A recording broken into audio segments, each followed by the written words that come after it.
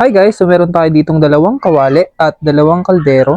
So, try nating linisan yan kasi medyo matagal-tagal lang hindi nalilinisan. Meron na siyang mga uling-uling sa aking kamay kasi nga, isang touch mo lang madumi na siya agad, no?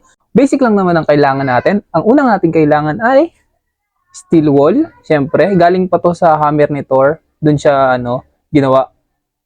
Oo, ay ma. Basta rin.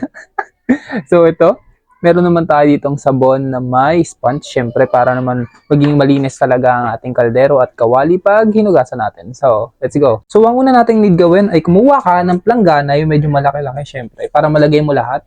And mag-ipon tayo ng tubig. Papataasin lang natin ng konti yan para mababad natin yung mga kaldero para lumambot naman yung mga uling kasi mahirap yan tanggalin at masakit sa kamay pag hindi mo binabad muna. Habang hinihintay natin tumaas yung tubig, maging sad boy muna tayo saglit. Gustong tumingin sa iyong mga mata na nagniningning kahit nasaan ko pa. Pero bakit ba ang layo mo? Laging magkabilang mundo. Pero bakit ba ang layo mo?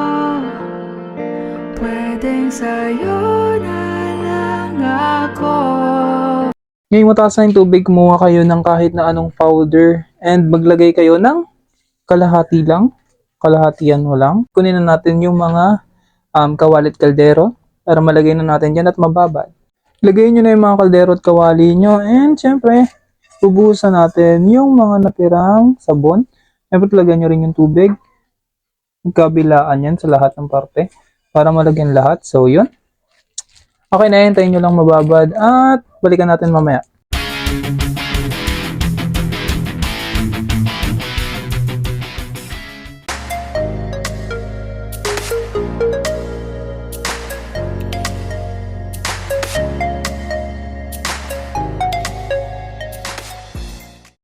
Tignan nyo naman yan, guys. Kumikinang yan, oh. Kumikinang-kinang talaga. Yeah, let's go. So yun guys, no, hindi natin masyado natanggal yung likod. Pero tingnan nyo naman yan guys, malinis naman yan. Hindi ko lang talaga kaya, ewan ko. Masakit na yung kamay ko eh. Suko na ako. Pero yun guys, yun na yung nangyari sa ating kaldero at kawali.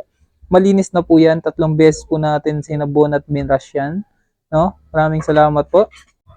At dahil umabot ka na sa parting to ng video, sana naman pakiclick yung red button dyan na may nakalagay na subscribe para maging updated sa mga video ko. And sana naman natuwa ka sa video ko ngayon kasi nantitrip lang talaga.